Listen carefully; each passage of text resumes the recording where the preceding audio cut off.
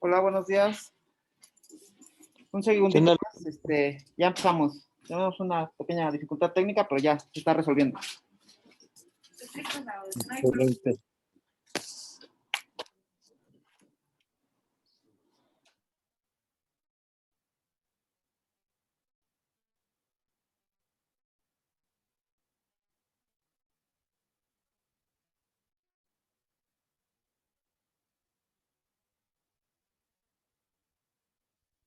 Márquez Núñez y les voy a presentar el día de hoy otros tipos de diabetes y criterios diagnósticos y diferencial.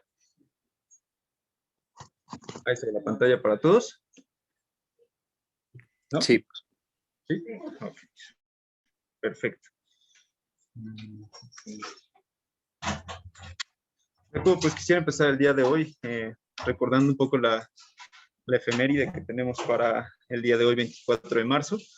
En 1882, este señor Robert Koch descubrió la bacteria causante de la tuberculosis, Mycobacterium tuberculosis, y el día de hoy se celebra el Día Internacional de la Tuberculosis. Entonces, el lema para este día es "El tiempo corre", ya que nos da a entender de que el mundo se le está acabando el tiempo para actuar según los compromisos adquiridos de los líderes mundiales para poder acabar con la tuberculosis. Esto es especialmente crítico en el contexto de la pandemia de COVID-19, que ha puesto en riesgo el proceso de este objetivo de fin de la tuberculosis. Y para asegurar el acceso equitativo de la prevención y la atención en línea con el impulso de la OMS para lograr una cobertura sanitaria universal. Entonces, hoy es un día relevante para nosotros los médicos por esta situación del Día Mundial de la Tuberculosis.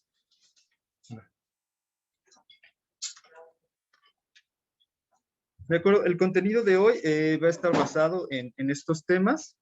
Vamos a hablar un poquito del ADA, de defectos genéticos tipo MODY y otras.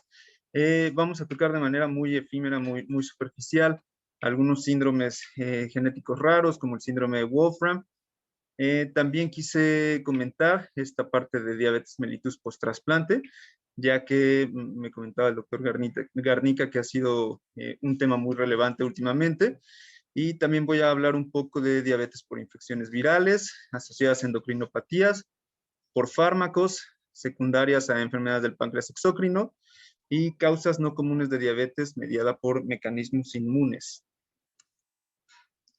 Entonces, la ADA clasifica a otros tipos de diabetes de esta manera, como defectos genéticos por el funcionamiento de la célula beta del páncreas, defectos genéticos que influyen en la acción de la insulina, por enfermedades del páncreas exócrino, por las endocrinopatías, por los mecanismos en que algunas sustancias, con algunas medicinas, los medicamentos actúan, por infecciones y otras causas no tan comunes, también por algunos síndromes genéticos. Y bueno, para comenzar quería dar un breve ejemplo de un caso clínico. Tenemos a un hombre de 38 años con un índice de masa corporal de 22, que es diagnosticado en el 2015 como diabetes mellitus tipo 2. Ese mismo año se realiza una hemoglobina glicada de 6.9%. Esa fue la manera en la que le dieron su diagnóstico. Y se le comenzó tratamiento con dieta y a finales de ese mismo año obtuvo una hemoglobina glicada de 4.9%. En el 2017, 2 años después de este diagnóstico, se encuentra con la hemoglobina glucosilada en 7.9 y se inicia tratamiento ya farmacológico con glibenclamida a 5 miligramos cada 12 horas.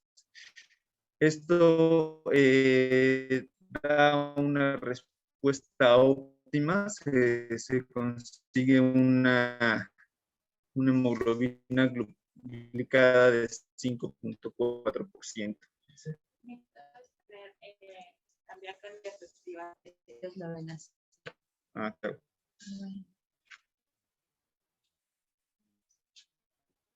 Exacto. Ah, ok. Ahí, ¿no? Perdón, es que creo que había un problema aquí. ¿Ya lo ven completo? Sí, Ya. ya. Gracias. Y bueno, con este medicamento se obtiene una respuesta óptima de una hemoglobina glucosilada de 5.4%.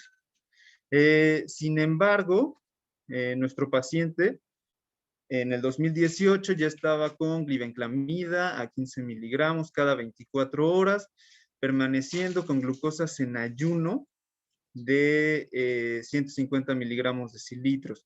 Se añadió metformina a este tratamiento y al principio con una buena respuesta. Después se siguió incrementando esta dosificación del medicamento.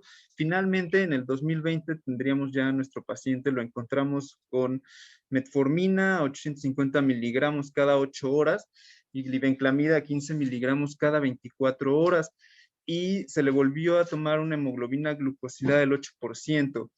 Ese es la hemoglobina que tuvimos. Entonces ya no estaba teniendo un buen control con el tratamiento oral. ¿Qué se decide hacer? Se opta por una terapia combinada. En este caso se le inició ya la insulina NPH, que se empezó a dar de manera nocturna, y se continuó con la glibenclamida de manera diurna. En el 2021, en este año, se le volvió a tomar la hemoglobina glicada y esta permanecía todavía más alta que la última vez, se encontraba ya en 11.8 y nuestro paciente ya presentaba glucemias postprandiales de 200. No sé si alguien tenga una idea de qué pudiera ser lo que está pasando con nuestro paciente.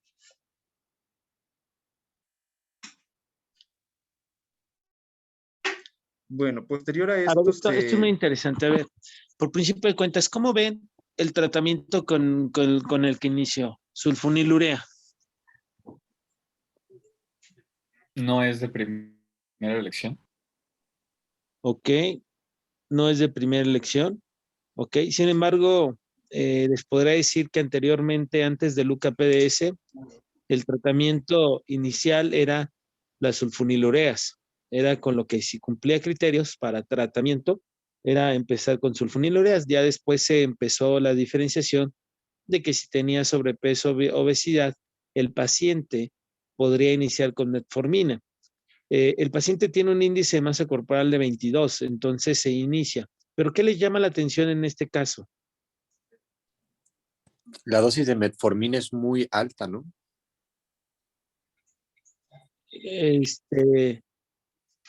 ¿Cómo muy alta? ¿Cada 8 horas? Los 850 cada 8 horas es, hasta donde tengo entendido, máximo 2 gramos al día.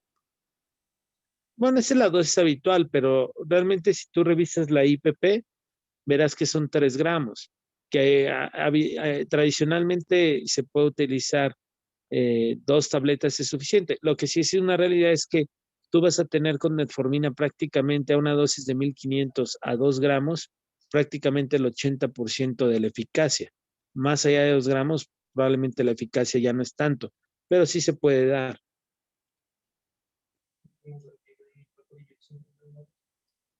Entonces, Pues siento que vean, ha tomado como todos los fármacos que, los principales que podríamos darle, entonces el hecho de que siga subiendo, no sé, me hace pensar que tal vez nos podría tener una enfermedad autoinmune o algo así. ok, a ver, adelante, Doc. Sí, doc, permítame, es que tuvimos otra vez un problema aquí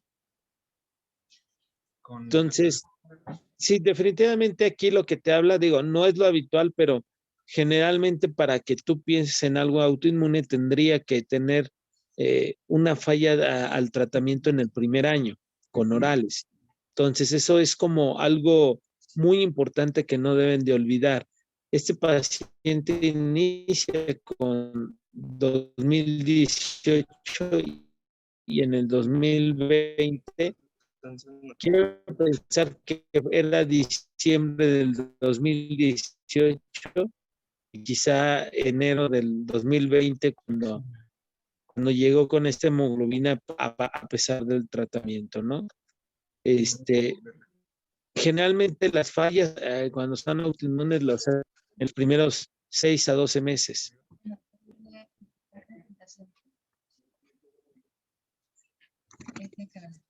Ahí vamos, es que como que se apagó el proyector. Creo que ahí la logran ver todos, ¿verdad? Sí, Sí. doctor. Perfecto. Bueno, posterior a esto, lo que se decide es que nuestro paciente ya acude con otro médico y nuestro otro médico le solicita un perfil inmunológico una vez que ya había hecho toda la revisión del caso y que justamente estaba discutiendo el tipo de tratamiento que le estaban dando. Entonces, nuestro médico le solicita un perfil inmunológico de autoanticuerpos, le solicita 3 autoanticuerpos, le solicitó anticuerpos antiinsulares, los cuales salieron negativos, le solicitó anticuerpos antiinsulina, los cuales salieron negativos, y le solicitó anticuerpos antiglutámicos de descarboxilasa, los cuales salieron en 51 unidades mililitro, siendo los normales en menos de 1. Con esto ya logra establecer nuestro último médico el diagnóstico de diabetes tipo LADA, y comienza un tratamiento ya de manera intensiva con insulina rápida, preprandial antes del desayuno y de la comida. También se agrega ya insulina NPH antes de cenar.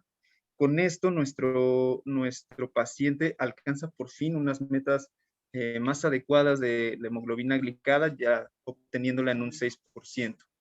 Entonces, la relevancia de este caso, como bien estaba mencionando el doctor, es que, bueno, tenemos ya un paciente con el diagnóstico de diabetes autoinmune latente en el adulto, y aquí la situación es dar ciertos puntos claves que nos ayuden para poder hacer este diagnóstico y no tener a nuestro paciente, como en el caso que acabamos de ver, que esté cursando con tanto tiempo entre las distintas consultas que se le realizaron. Estuvo alrededor de 6 años con un diagnóstico erróneo. Entonces, ya adentrándonos un poquito más al tema, quisiera compartirles que justamente este tipo de diabetes comparte algunas características genéticas de la diabetes tipo 1 y la diabetes tipo 2. Como bien lo habían mencionado el día de antier, hay un antígeno leucocitario humano, que es el DQB1, que comparte también con la diabetes mellitus 1, y hay un cotransportador CF7 tipo 2 que comparte con la diabetes mellitus tipo 2, justamente. Este tipo de diabetes son un grupo heterogéneo de pacientes con títulos de anticuerpos variables, los cuales llegan a estar los encontramos de manera inadvertida en las consultas con el diagnóstico erróneo de diabetes mellitus tipo 2. Una parte relevante es que la mayoría de los casos, el índice de masa corporal suele ser normal. Justamente este tipo de cosas pues varía, ¿no? Hay que hacer, como ya lo habían mencionado, el traje a la medida, pero vaya, en un contexto un poco para fines académicos, pues el IMC suele ser normal. Este tipo de pacientes progresan hacia la insulinodependencia y es por ello que el tratamiento vía oral con metformina, con sulfonilureas, no es del todo adecuado. Entonces, la presencia de autoanticuerpos en este tipo de pacientes que se pensaba que tenían un diagnóstico de diabetes mellitus tipo 2, nos ayuda a iniciar de manera oportuna el tratamiento con insulina y disminuir el riesgo de que nuestros pacientes lleguen en algún momento a alguna complicación tipo la esteatoacidosis diabética. Ahora, algunas perlas para el diagnóstico en este tipo de pacientes es recordar que pues vamos a tener a nuestro paciente en edad adulta, entre los 25 y los 45 años. Justamente el IMC se encontrará normal. Sí van a tener una predisposición genética, ya sea con antecedentes heredofamiliares o antecedentes personales patológicos de otras enfermedades autoinmunes. Supongo que lo más común sería por enfermedades de la tiroides. También vamos a tener que los pacientes los encontramos con un diagnóstico previo de diabetes mellitus tipo 2. Este diagnóstico, pues evidentemente erróneo en ese momento. Y es importante tener el hallazgo inmunológico, ya sea los anticuerpos de descarboxilasa del ácido glutámico o de las células del islote o anticuerpos de las células del islote. Tipo de pacientes, pues podemos ver con una pobre respuesta al tratamiento oral, ya sea a la metformina o a la glibenclamida. Este tipo de pacientes pues está dando tratamiento con estos dos fármacos, y a pesar de que llegan a las dosis óptimas con ellos, pues no se logra un buen control, un control de manera adecuada. Entonces necesitamos ya regímenes un poco más intensos con insulinas. Justamente la Sociedad de Inmunología de Diabetes menciona que para el diagnóstico debemos cumplir los siguientes tres criterios: que la edad del diagnóstico sea mayor a los 30 años, que nuestro paciente haya estado con insulinas después de los 6 meses previos al diagnóstico, y que tenga positividad en alguno de los anticuerpos, ya sea los de la descarboxilasa del ácido glutámico o de las células del islote pancreático. A ver, esto es muy importante. Estos criterios, a lo mejor lo fraseó un poquito mal el doctor, pero sí, requiere que tengas más de 30 años. Hay otros que dicen más de 35 años, por eso es de inicio tardío en el adulto. Que tú tengas falla al tratamiento con orales en los primeros 6 a 12 meses. Cuando tú das tratamiento y no observas que hay una mejoría en cuanto al control glucémico a pesar de tu intervención, uno tienes que descartar no, siquiera la siguiente, tienes que descartar la adherencia. Entonces, si tú no ves que hay una falla al tratamiento con orales, ese paciente en esos primer años, pues tendrás que sospechar una de inicio tardío, y es cuando solicita los anticuerpos. Yo les comentaba, el que tiene mejor sensibilidad, pues sería el GAT65, ese lo tendrían que solicitar en ese escenario. Ahora, ¿cuál es la vida real? Estos criterios se hicieron en un país en donde probablemente la obesidad no era tan frecuente. Ahora aquí en México, después de los 20 años, prácticamente el 75% de la población mexicana podemos tener sobrepeso o bien obesidad. De tal manera que es muy importante que nosotros, quizá este criterio del índice de masa corporal, que sería un buen indicador, aquí en México probablemente no sea tan importante. Hemos visto pacientes de 60 años que empezamos con dosis de orales y en 3, 4 meses no los alcanzas y terminamos con dosis de 1.5 unidades por kilo de peso. Obviamente esos son síndromes de resistencia a la insulina muy severos, y bueno, ya hay algunas descripciones muy interesantes en esos escenarios. Entonces, lo que quiero transmitirles de la LADA es que fallan muy rápido a los orales. Adelante. Sí, gracias. Y bueno, yo también encontré justamente que cuando nos encontramos en una situación de este tipo, en la discrepancia entre el diagnóstico de diabetes mellitus 2 o diabetes mellitus 1, hay ciertas situaciones que justamente la LADA comparte, ¿no? Ya sea la situación de los anticuerpos, la susceptibilidad del antígeno leucocitario, lo va a compartir también con la diabetes mellitus tipo 1, la edad lo va a compartir con el rango de la diabetes mellitus tipo 2, a lo mejor encontraremos a nuestro paciente un poco alejado del síndrome metabólico, ahorita como lo mencionó, por la situación del IMC, y pues también se encuentran en una situación de inflamación. Yo pensaría que justamente en esta situación, pues a quién le podríamos medir estos anticuerpos, pues sería en un rango de edad entre 25 y 50 años, lo que acaba de mencionar el doctor, que tenga nuestro paciente una pobre respuesta al tratamiento oral, y que, bueno, encontré justamente lo del IMC menor a 25, lo cual supongo nos ayudaría a descartar parte del síndrome metabólico, y que nuestro paciente, dentro de la historia clínica que realicemos, nos comente que en algún momento haya tenido un familiar con enfermedad autoinmune o él mismo. Sin embargo, pues es poco probable a veces que el paciente lo sepa, como lo hemos llegado a encontrar nosotros en nuestras consultas.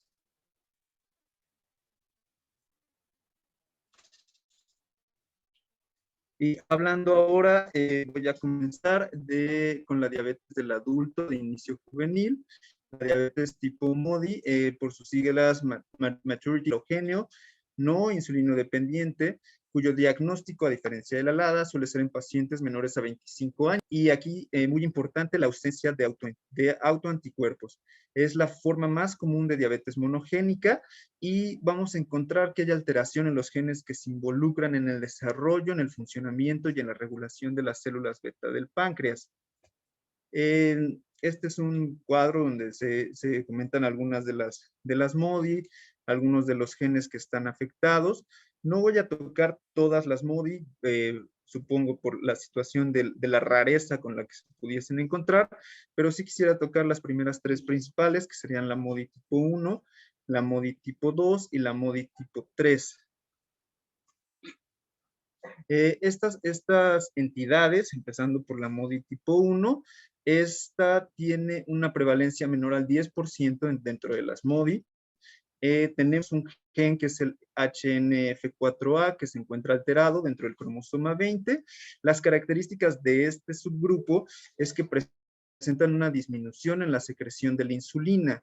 Nuestros pacientes clínicamente vamos a tener que pueden presentar hiperglucemias en la infancia y en la adolescencia. Tienen un riesgo alto de complicaciones micro y macrovasculares, como podría ser en la situación tipo diabetes mellitus tipo 2. Y aquí el tratamiento en específico es con sulfonilureas. En algunos casos llega a terminar en insulinodependencia. En cambio, en la diabetes MODY tipo 2, tenemos un gen afectado que es el gen de la glucosinasa, el cual se encuentra en el cromosoma tipo 7. Este gen, su principal acción es fosforilar a la glucosa 6-fosfato, y esto es muy interesante porque este gen va a actuar como un sensor de la glucosa. Esto quiere decir que al estar alterado, pues se va a aumentar el umbral de la glucosa en sangre para que nuestro cuerpo empiece a secretar insulina.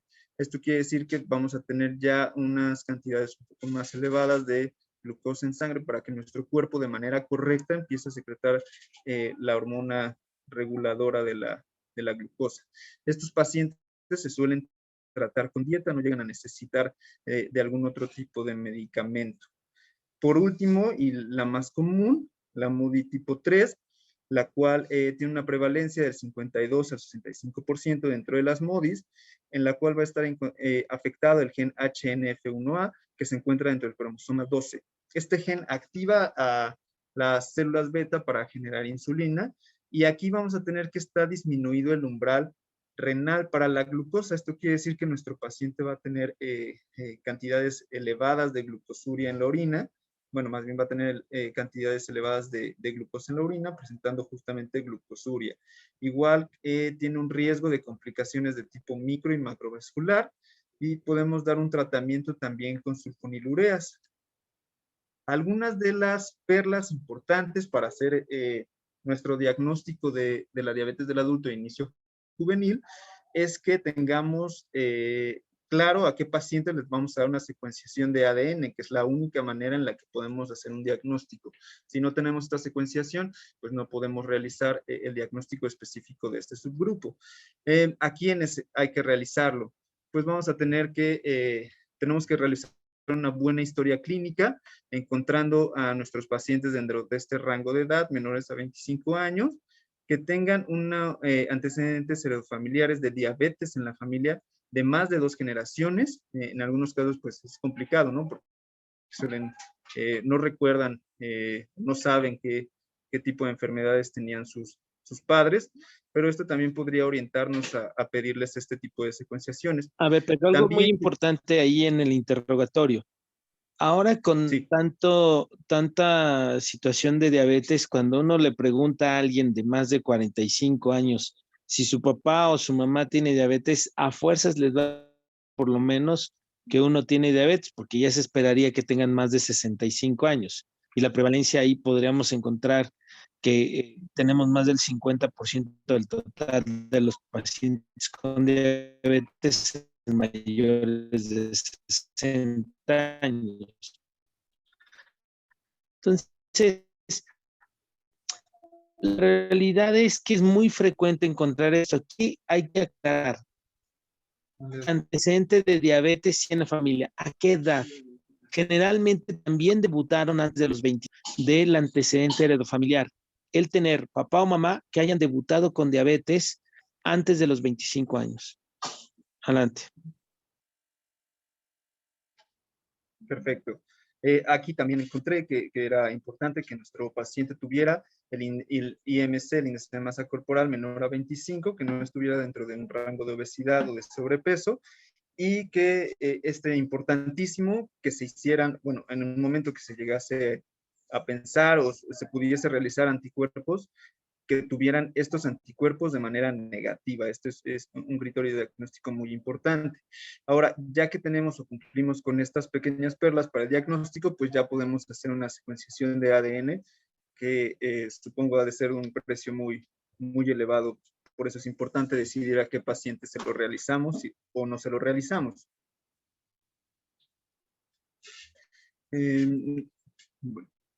No sé si quiere hacer algún comentario respecto a la secuenciación del ADN.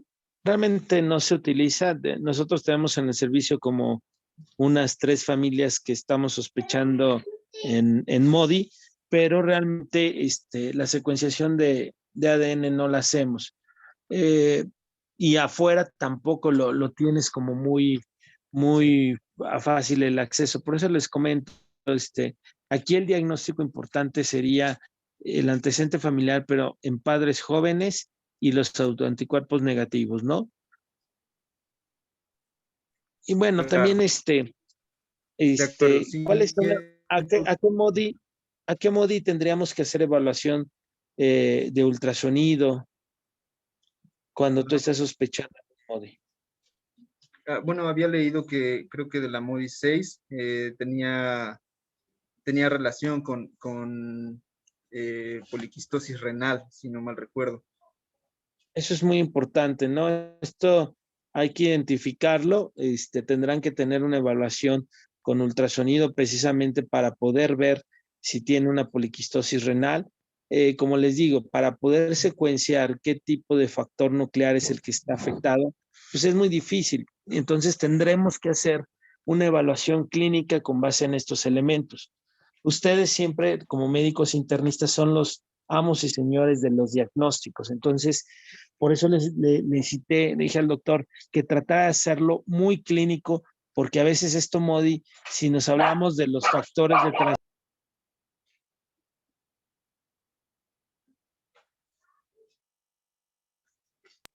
Perdón, es que mi perrito, si hablamos de los factores de transcripción y su secuenciación, ¿dónde puedo hacerlo? Es muy difícil.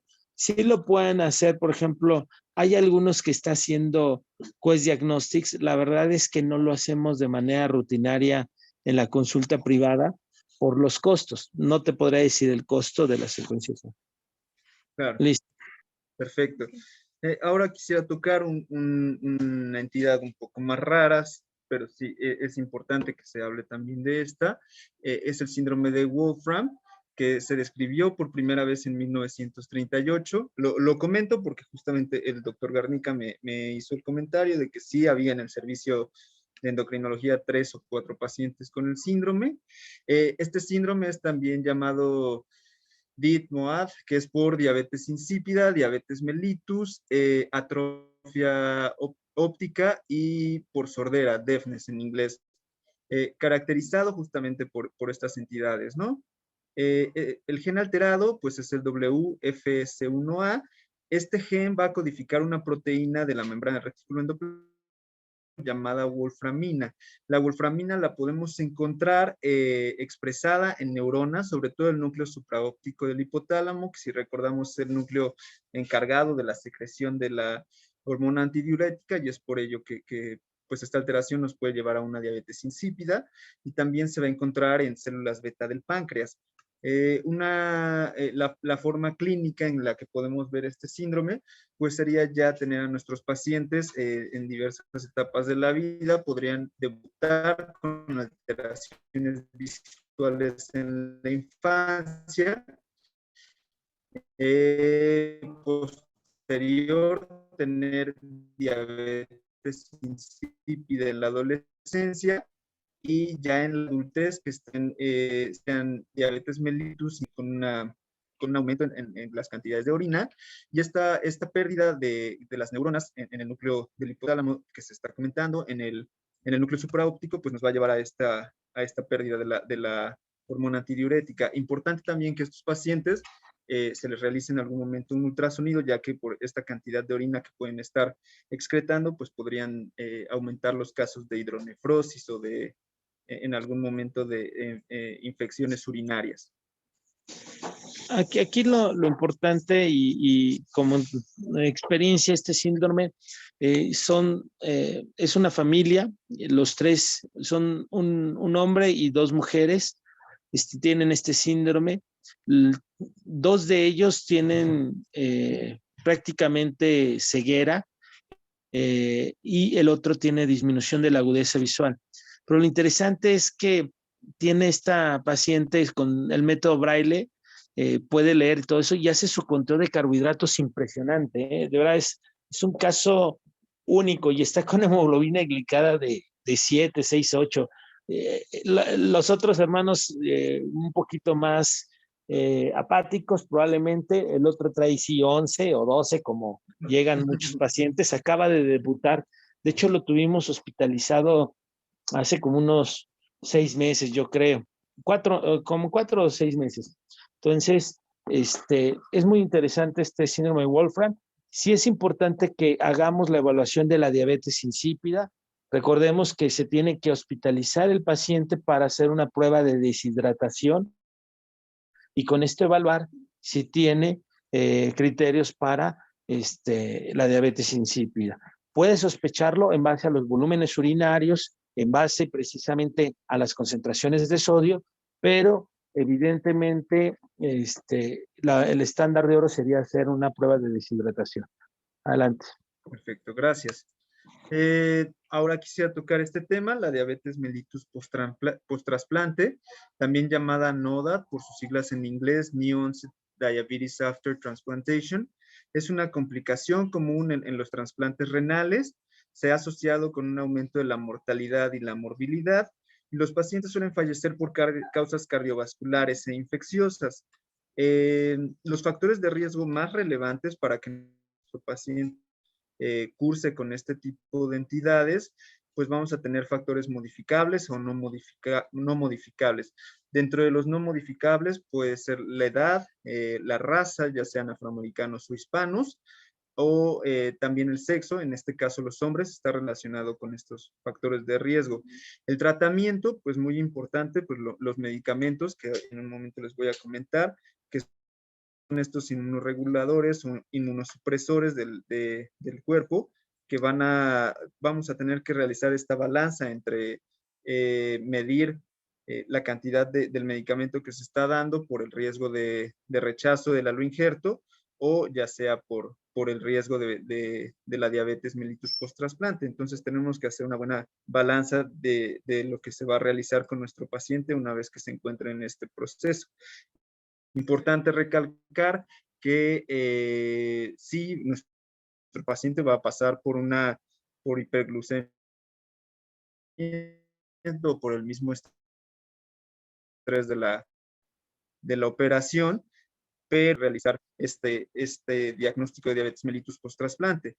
También importante, pues que nuestro paciente, dentro de los factores de riesgo modificables, pues la obesidad, un IMC mayor a 30, y se ha visto cierta relación con la infección por el virus de la hepatitis C, por las alteraciones, supongo, fibrosas que puede llegar a haber en el hígado, que pueden alterar el mismo metabolismo de los carbohidratos. Entonces, encontré este artículo que la cantidad de glucocorticoide que se llegaba a dar a los pacientes, esto en 1997, posterior a los trasplantes. Entonces, sí había una relación directa con la cantidad de prednisolona que se llegó a dar a estos pacientes y el rechazo que presentaban. Entonces, se incrementaba la dosis del glucocorticoide y pues esto hacía que aumentara el riesgo de desarrollar una diabetes mellitus post-trasplante. Como les comentaba, pues el riesgo agudo de rechazo del órgano recién trasplantado, si se retira el glucocorticoide, esto es, nosotros tenemos que estar y sea viable su entidad dentro del cuerpo. Hay el rechazo del aloinjerto. Entonces, algunos de los medicamentos que pueden estar alterando la cantidad de glucosa en sangre, pues son los inhibidores de calcineurin, como la ciclosporina y el tacrolimus, que, bueno, su mecanismo de acción van a generar una toxicidad reversible de las células de los islotes pancreáticos y no estoy muy seguro, no sé si el doctor nos puede ayudar con esto, pero los inhibidores de la diana, de la rapamicina en células de mamífero, por sus siglas mTOR, de Mammalian Target of Rapamycin, que también se encuentran en una situación de ser medicamentos diabetogénicos, como el sirolimus. No, Claro, de hecho, esto es algo, yo le comentaba que van a empezar a ver en los siguientes años. Esto, bueno, no voy a contar la historia de cómo surgió, pero me acuerdo que en una mesa pusieron con cardiólogos y pusieron un caso clínico de un paciente trasplantado y era para hablar de los PCSK9 y salió ahí y dije, bueno, hay escenarios en donde no tienes la aprobación y surgió precisamente el tema de qué pasaba con los pacientes post-trasplantados, cómo manejarlos. Había medicamentos que ni siquiera la insulina está como tal aprobada en pacientes post-trasplantados, pero tenemos que manejarlos de alguna manera. Y sí, y este tema empezamos a investigar mucho, hicimos una tesis que llevamos a la Sociedad Endocrina, después lo presentamos en la IDF en Corea, pero es muy interesante aquí cómo cada vez está habiendo mucho más pacientes trasplantados en México y lo interesante es ver que no se les está dando un seguimiento de manera adecuada. Analizamos 500 trasplantes y realmente el diagnóstico de NODA en estos escenarios es muy interesante. O sea, sí tenemos una prevalencia como del 25%. Entonces, va a haber cada vez más pacientes que se empiecen a trasplantar y ustedes como médicos internistas que pueden estar en estas unidades podrán, o los que van a hacer nefrología, es importante que lo vean. Entonces, estos medicamentos que se utilizan como inmunosupresores son muy diabetogénicos, tienen que ser evaluados previos al trasplante, obviamente a las 6 semanas o 10 semanas y posteriormente en el seguimiento al año, ¿no? Esto con la finalidad de ver aquellos pacientes que van a desarrollar diabetes. Y también lo interesante, con esto mostramos nosotros, me estoy adelantando, que la insulina NPH con el uso de esteroides, específicamente con prednisona, es mucho mejor que glargina, porque analizamos precisamente los manejos de 500, les digo, sí, del Seguro Social, nos fuimos a una base de datos muy grande y ahí vimos precisamente que era mucho mejor NPH con prednisona. Adelante. De acuerdo. Sí, justamente buscando la importancia del seguimiento, encontré este tipo de cribado, este screening que se le debe hacer a los pacientes post-trasplantados, a todos los pacientes que hayan sido receptores de un trasplante, ¿no? Entonces, realizar una glucosa en ayunas en las primeras 4 semanas post-trasplante, después a los 3 meses, posterior a ello a los 6 meses y posterior a ello al año. Realizar una hemoglobina glicada a los 3 meses post-trasplante. Importante que sea a los 3 meses post-trasplante en el caso del riñón, ya que es importante que este riñón esté generando nueva hemoglobina y que esta pues también esté glicada. Por eso es importante que sea hasta 3 meses post-trasplante. Posterior a ello, a los 6 meses. ¿Esto dónde lo sacaste? Porque esto fue muy cuestionado. Realmente la hemoglobina glicada en este escenario pierde validez. Una, en el paciente que va a trasplante debe de tener una tasa de filtración probablemente de menos de 15, ¿no? Y evidentemente la hemoglobina glicada, pues ahí ya no te funciona, te sirve mucho el monitoreo. El estándar de oro en estos pacientes es curva de tolerancia oral a la glucosa. Un paciente que se trasplante probablemente va a tener multitud transfusiones y evaluarlo a las 4 semanas era lo que te decía. Si vas a utilizar hemoglobina glicada, tendría en la primera es curva de tolerancia oral a la glucosa. Claro, sí, lo que había encontrado es que justamente para el diagnóstico, ahorita le voy a comentar en la siguiente diapositiva del diagnóstico. Sin embargo, vi que esta parte del cribado, pues, pudiese llegar a tener algún tipo de sentido. No sabía que ya era algo poscrito. Y lo que había encontrado es que, pues, justamente los 3 meses posteriores. Sin embargo, pues, sí encontré el gold standard de la curva a la tolerancia oral a la glucosa. Y también importante destacar que en una situación ideal, el diagnóstico se debe realizar con nuestro paciente en un adecuado régimen inmunusor, que la función del órgano trasplantado esté estable y que esté en ausencia de infecciones. Entonces, el diagnóstico, pues semejante a los pacientes que no han sido trasplantados, sin embargo, que sea como requisito indispensable que se realice posterior a las 6 semanas post-trasplante por el estrés que pudo haber llevado nuestro paciente por la cirugía y pues por la cantidad de medicamento de tipo inmunosupresor que se da al principio.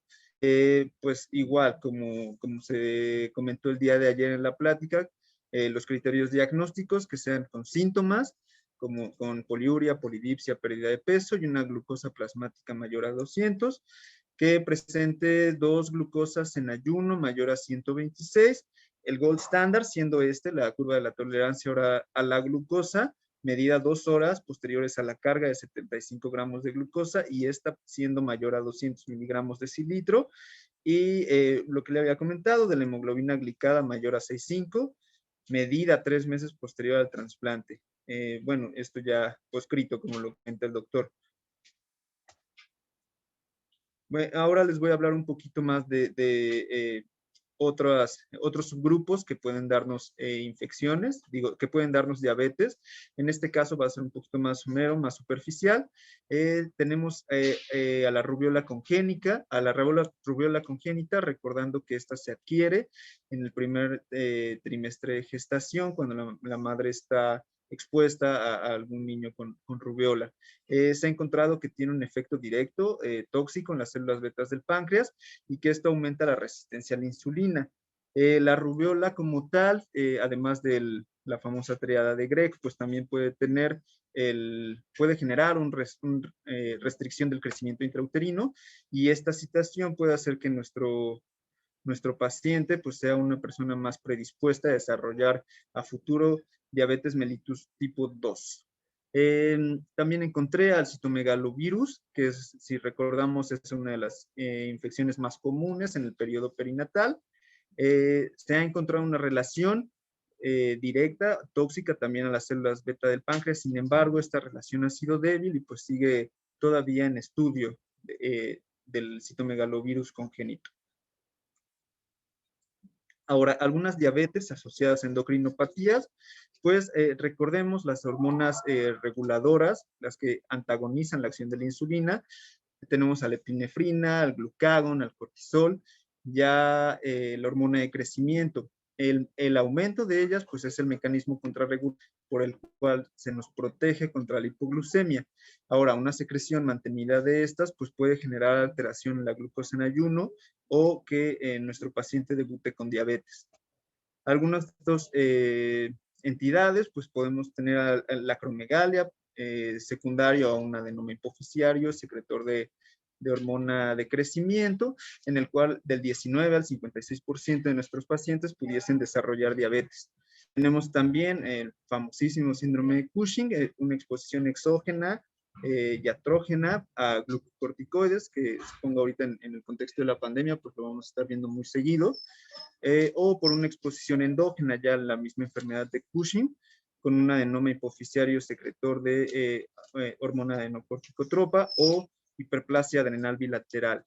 Algunas otras entidades, como el feocromocitoma, donde vamos a tener un exceso de catecolaminas, activando receptores alfa-2 adrenérgicos que inhiban la secreción de la insulina, o tumores secretores de glucagón glucagón o tumores secretores de somatostatina, en donde también podemos encontrar la triada típica de diabetes mellitus, colelitiasis y esteatorrea. Alguna de estas entidades, sobre todo, no sé, el síndrome de Cushing, En el caso de los algo que nos pueda aportar también con esto, pero doctor. bueno, el que produce más control metabólico sería el síndrome de Cushing. Realmente estos pacientes Claro. son muy, pues, están muy descontrolados metabólicamente. Y en el caso de la acromegalia, el comentario sería, recordemos que para hacer el diagnóstico de la acromegalia se requiere la curva de tolerancia oral a la glucosa. Los pacientes pueden tener diabetes controlado, no tiene validez esa curva de tolerancia, Ok. pero también necesitamos hacerla. No sé Es si importante se que cortó un poco, no sé si sigue hablando. Sí, ¿verdad? Sí, ¿ahí me escuchan? Sí, se escucha bien. Sí. Importante que la evaluación del paciente con acromegalia sea cuando esté controlado, porque sí requerimos para el diagnóstico la curva de tolerancia oral a la glucosa. Entonces, uno diría, bueno, tiene diabetes, ¿cómo le voy a hacer curva? Recordemos que se busca este efecto paradójico que se debe de encontrar al administrar los 75 gramos. Y bueno, prácticamente sería, el fibromusitoma sí te lo eleva, pero más bien aquí va encaminado a las crisis hipertensivas que tiene. Y de los tumores secretores de somatostatina, pues también lo puedes tener, pero bueno, para diagnosticar estos tumores es todo un reto. Para nosotros como endocrinólogos sería de las cosas más difíciles que tenemos que hacer como retos diagnósticos, ¿no? Desde qué tipo de PET le voy a pedir para poder localizar el tumor que estoy sospechando, porque no todos te van a pedir, te van a servir. Entonces, esos son más complejos, pero pues nada más sería eso. Adelante.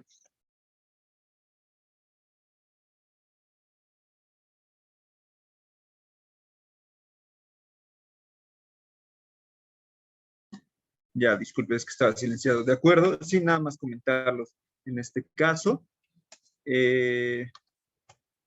También, pues, quisiera mencionar algunos fármacos que pueden llevarnos también a esta situación de presentar diabetes, pues el pan de cada día, los glucocorticoides con su acción de disfunción de las células betas del páncreas y aumentando la resistencia a la insulina en el músculo, en el tejido adiposo y en el hígado.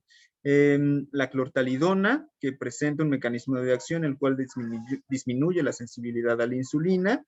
Encontré también que las estatinas, mientras más sea el poder de la estatina, mientras mayor sea su poder, disminuyen la adiponectina, que es esta hormona que va a estar participando en el metabolismo de la glucosa y generando alteración en las células betas del páncreas.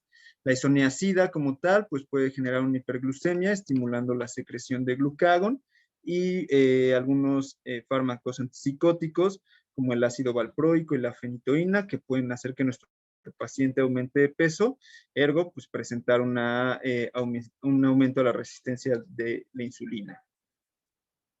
Por último, pues enfermedades del... A ver, esto sí es muy importante porque esto es un tema de discusión en el paciente con diabetes. Clortalidona o hidroclotiazida.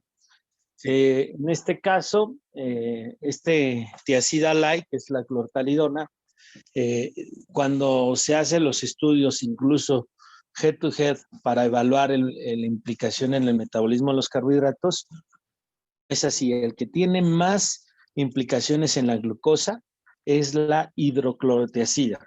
Es así. Clortalidona no, realmente esa es una de sus ventajas. Y por otro lado, hablando de antihipertensivos, ya aquí como un diferenciador entre la hidroclorotiazida y la clortalidona es que la hidroclorotiazida no ha demostrado disminuir la mortalidad cardiovascular. Siempre que hablamos de elegir un medicamento para el paciente con diabetes, buscamos aquellos que hayan demostrado esta disminución del riesgo, pero también en los antihipertensivos.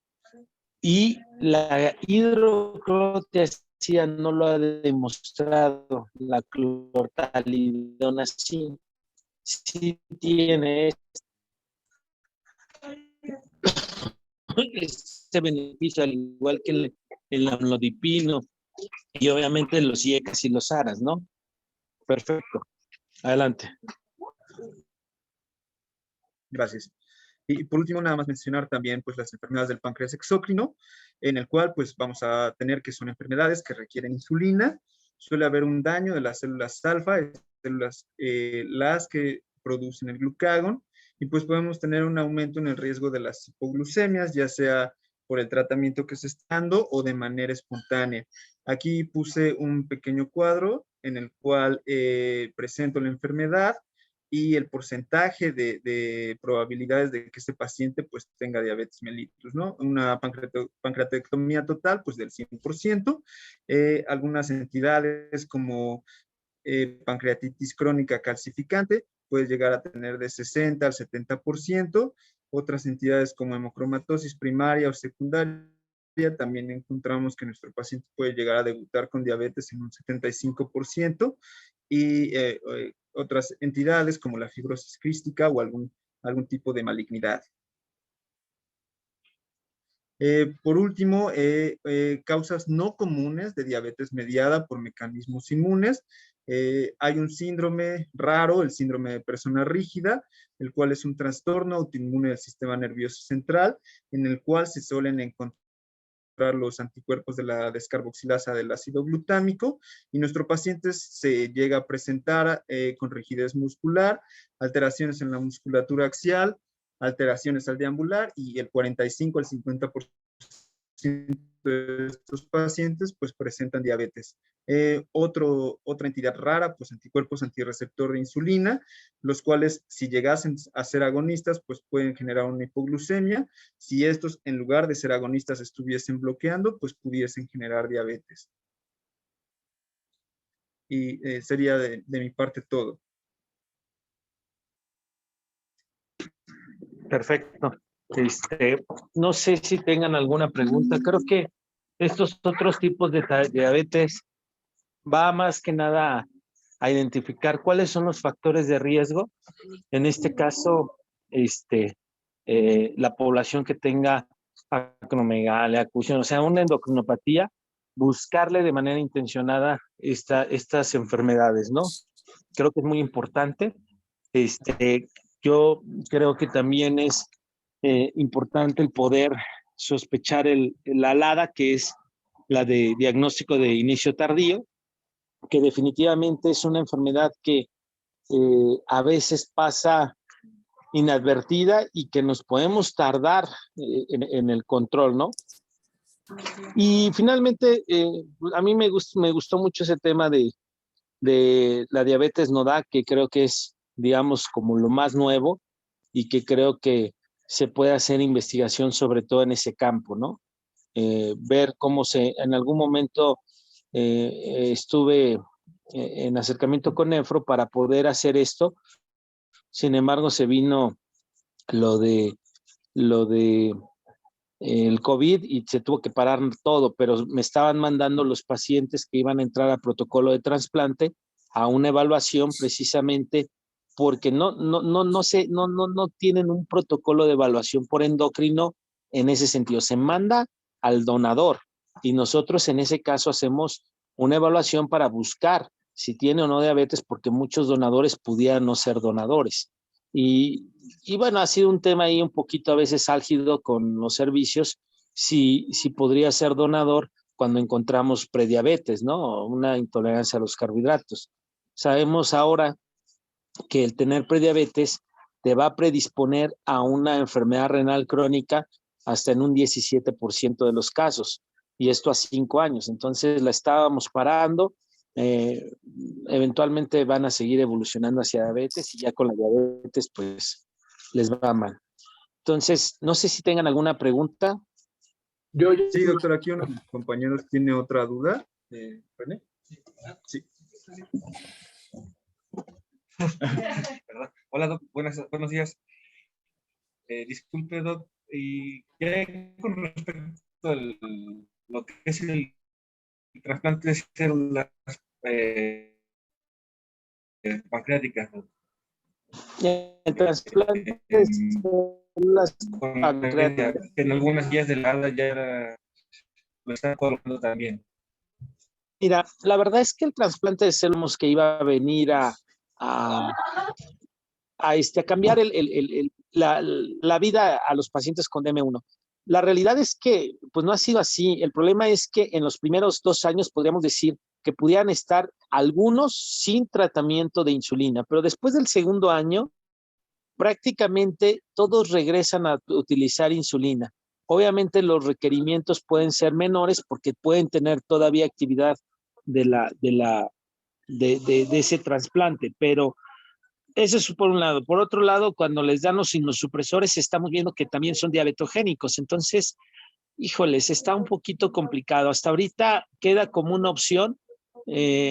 Ahora con las microinfusoras, por ejemplo, con las 670, que le conocen como el famoso páncreas artificial, vamos a llamarle así. Realmente aquí es interesante porque el paciente lo puedes poner mucho más en tiempo en rango y te va a evitar que tenga hipoglucemia. Entonces, este sensor o esta microinfusora, cuando detecta que está bajando, vamos a suponer, por debajo de 90, tú la puedes programar para que pare la secreción.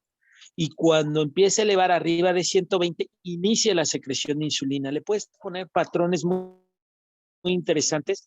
Yo, la verdad es que no le veo futuro al trasplante de células pancreáticas ahora con los dispositivos que tenemos. Gracias, gracias, Doc. Yo tengo una duda. Entre los pacientes hospitalizados que tenemos ahorita, pues, todos o la gran mayoría lleva manejo con esteroides por lo del COVID. ¿Cómo se hace una evaluación de hiperglucemia por esteroide o cómo se maneja o cómo podríamos nosotros evaluarla en pacientes? Mira, a un paciente que llega al hospital, realmente tienes que pedirle su hemoglobina glicada, verla, o sea, el antecedente, si tiene o no tiene diabetes. Si estaba con diabetes, la hemoglobina glicada te va a permitir ver qué grado de control o descontrol tenía.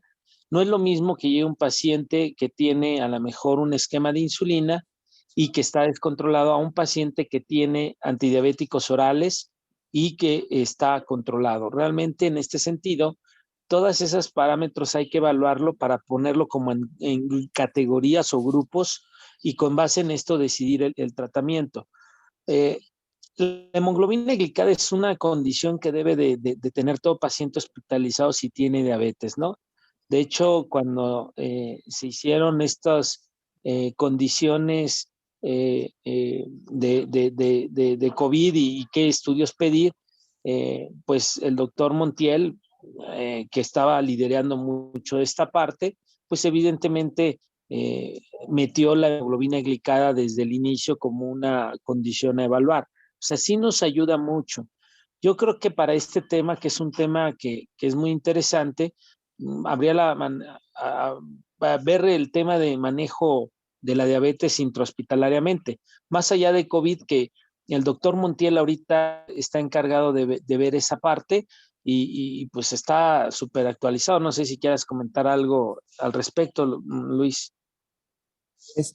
Bueno, no hay mucho. El protocolo que ustedes llevaron, bueno, que hiciste con Garduño, sobre la administración de los inhibidores de TPP4 en los pacientes con diabetes previa al COVID, y continuarles el tratamiento o iniciarles el tratamiento en el contexto hospitalario es una estrategia muy válida. El punto, yo creo, más bien es los descontroles severos que vemos tras la administración de la dexametasona, ¿no? O del esteroide. Y pues no hay mucho aquí más que insulina, no hay muchas opciones.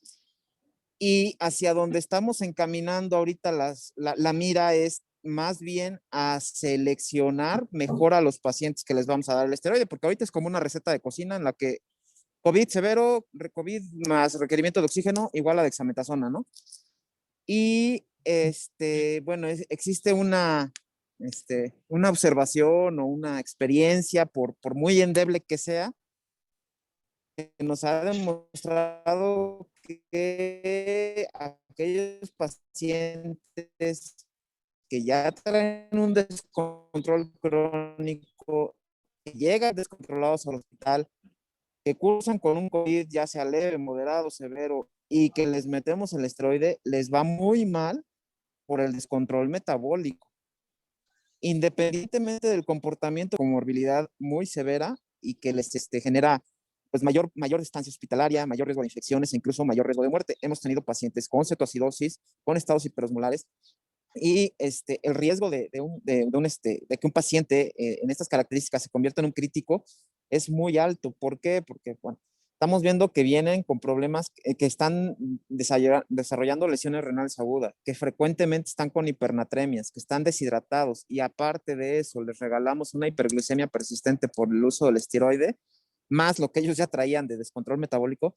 Son pacientes que de estar graves o muy delicados se convierten en pacientes críticos. Entonces, hacia eso estamos encaminados. Estamos ahorita llevando un protocolo para documentar de manera retrospectiva el riesgo de mortalidad, de requerimiento de vasopresor y de requerimiento de apoyo mecánico ventilatorio en aquellos pacientes que son, que ya cuentan con diagnóstico de diabetes y que al ingreso cuentan con un descontrol metabólico importante. Entonces, la hipótesis es que estos pacientes, cuando les metemos el esteroide, pues se complican más por el descontrol metabólico que por el COVID. Entonces, eso es lo que estamos tratando de demostrar, y después de esto, bueno, ya seguirá algún estudio prospectivo, pero necesitamos primero el retrospectivo para establecer o confirmar la sospecha de lo que estamos viendo, observando todos los días allá en COVID, ¿no? Entonces, el manejo, yo creo que para grupo de pacientes muy particular, que son los que están con descontroles severos por el uso del esteroide, no tenemos mucha opción más que el uso de la insulina, ¿no? Y ir ajustando de acuerdo a los valores de cada uno. Incluso hemos tenido pacientes que tenemos que ponerles hasta infusiones de insulina para el control de la glucosa. Hay otros pacientes que se la llevan con el esquema basal bolo, con la insulina basal, y aparte con los bolos prandiales, de acuerdo al valor, ¿no? Y nos guiamos por las metas de control del paciente crítico, ¿no? Pues, la idea es llevar a una glucosa por debajo de 180 en el paciente hospitalizado, y, y bueno, continuar con los monitores, ¿no? Pero básicamente es a base de insulina, Ernesto. Ok, gracias. Realmente, esto, ya la de la insulina, yo creo que es como vas aprendiendo, realmente, digo, ves muchos esquemas. Por ejemplo, hay quien te dice que si va para esteroides y ya está con un esquema de insulina, puedes utilizar una dosis inicial, imagínate, de 1.2 unidades por kilo de peso. Para mi gusto es mucho para un inicio. Entonces, pero hay reportes, hay estudios con esa cantidad desde el inicio, ¿no?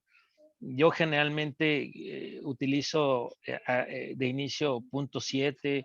En estos escenarios me voy muy, muy rápido, muy alto, porque también sabemos que el control en las primeras horas, bueno, en los primeros días es fundamental para los desenlaces, sobre todo de infecciones, ¿no? Doc, y por ejemplo, en cuanto a esto mismo, por ejemplo, veo que hay muchos esquemas en pacientes con glucosa de 180 a 200, 2 unidades, de 200 a 240, 4 unidades como de rescate. ¿Cómo se debería ajustar adecuadamente un esquema de insulina en un paciente hospitalizado? O sea, ¿se tiene que medir, se tiene que sacar alguna ecuación, o con esos esquemas de rescate es más que suficiente? Mira, ese tema es muy, digo que me gustaría, no sé, Luis, si se pudiera después agregar ese tema, porque mira, son recomendaciones, pero lo vamos a ver muy frecuentemente, pero desde el 2000, creo que es desde el 2012, esquema de titulación con base Deslizante. ajá, realmente ya está contraindicado. Dicen que no se recomienda, no lo deberíamos utilizar. Pero vamos, se sigue utilizando. Si te funciona, pues adelante, eso es mejor que nada. Siempre he creído. Pero bueno, hay algunos, del 2%, que es una escuela que para mi gusto es de la vieja escuela de aquí de este hospital. Del 20. Evidentemente, y lo van a ver aquí, vamos, a mí me gusta mucho hacerlos basal bolo desde el inicio. Esto utilizo el modelo del Rabbit 2, por ejemplo, que me gusta bastante. O sea, dejas un 50% de basal y el 50% de pramientos la titulación. Pero son sorprendiendo y que vas haciendo. O sea, a lo mejor sí vale la pena conocer todos, darte cuenta en este proceso de formación cuáles funcionan. No hay uno que sea el que se recomienda sobre otro.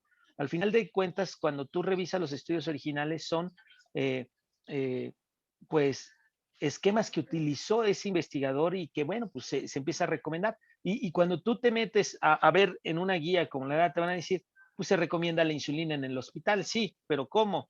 Pues puedes utilizar de punto tanto a punto tanto, punto 5, no, punto 7 y listo.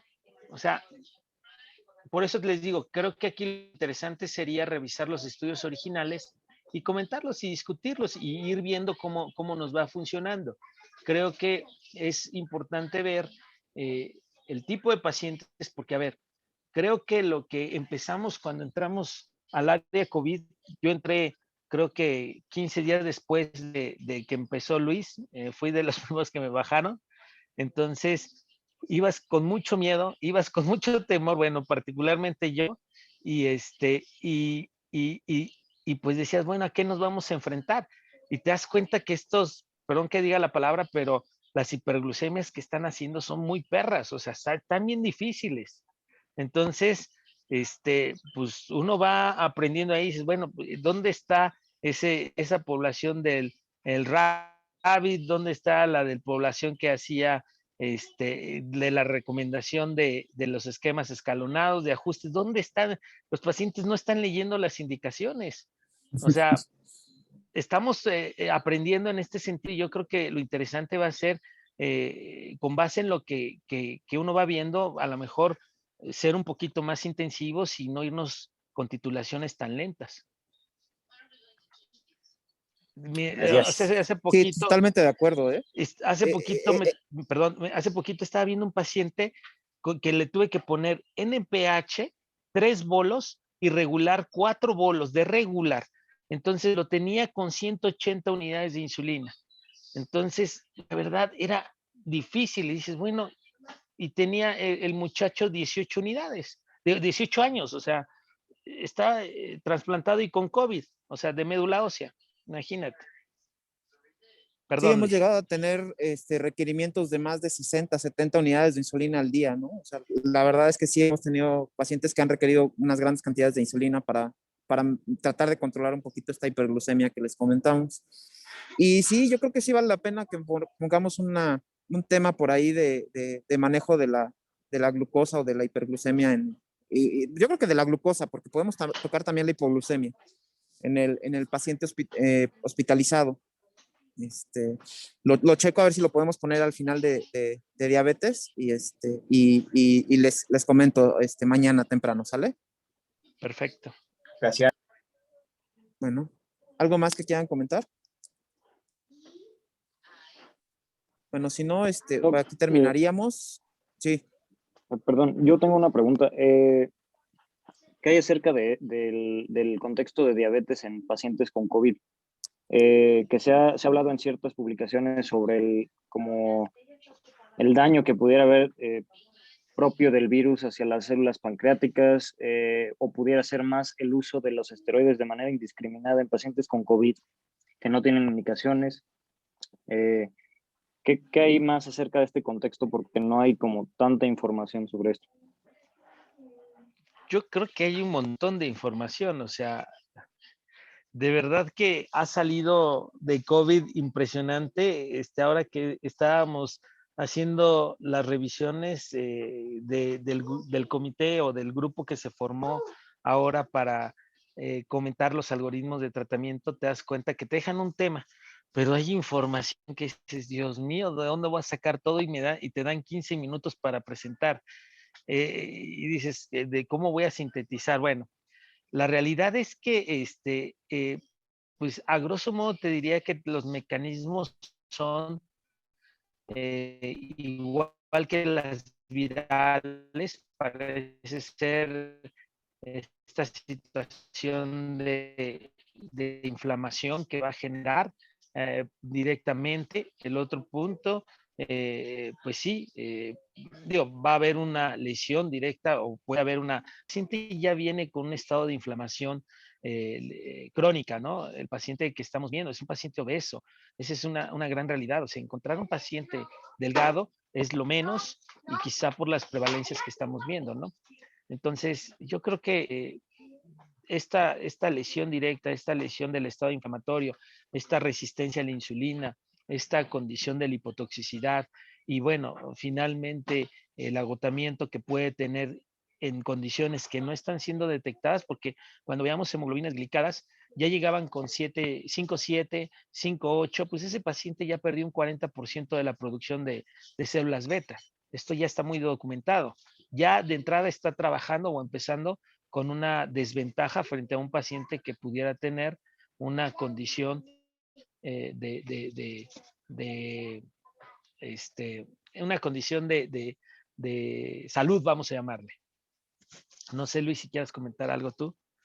No, lo mismo, es que hay todos los escenarios, o sea, hemos visto todos los escenarios, hemos visto las primeras publicaciones que hablaban de un daño directo a la célula beta, vinieron antes del recovery, entonces, antes del uso generalizado del esteroide, ya había reportes de que el páncreas podría sufrir cierto daño nada más por la acción del virus. Después vino el uso de esteroide y entonces a lo mejor quizá esos pacientes que ya traían cierto daño por el mismo virus y aparte les damos esteroide, pues generan mayor hiperglucemia. Y la otra es aquellos pacientes que ya traen arrastrando un fenómeno metabólico, si bien no han sido diagnosticados como diabéticos o están en fase de resistencia a la insulina, se infectan, tienen mayor factor de riesgo para tener una enfermedad un poco más grave y el mismo virus genera daño, entonces la hiperglucemia es una consecuencia de múltiples factores y diferentes vías, ¿no? Entonces, y aparte todavía les damos tratamiento con el esteroide. Entonces, es que hay un poco de todo y por eso es que es quizá tan complejo controlar la hiperglucemia de estos pacientes, ¿no? Y falta, pues ahí falta mucho y hay que seguir leyendo y seguir nosotros también tratando de generar nuestra propia información para encontrar la mejor manera de controlar a estos pacientes, ¿no? Gracias, doctor. Sale. Bueno, pues entonces, ¿algo más?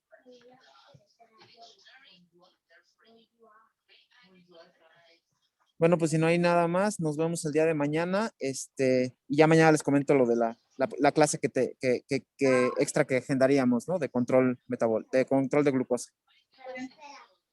Perfecto. Bueno, nos vemos. Ok, entonces a los muchachos se conectan al otro link de pregrado. Nos vemos en este momento en el otro link. Sale. Ok, Nos vemos, Luis. Bye.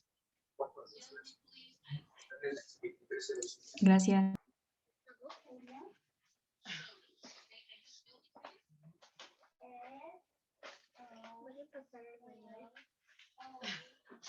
Otra vez, niña todavía te la pasas en el baño, te parece.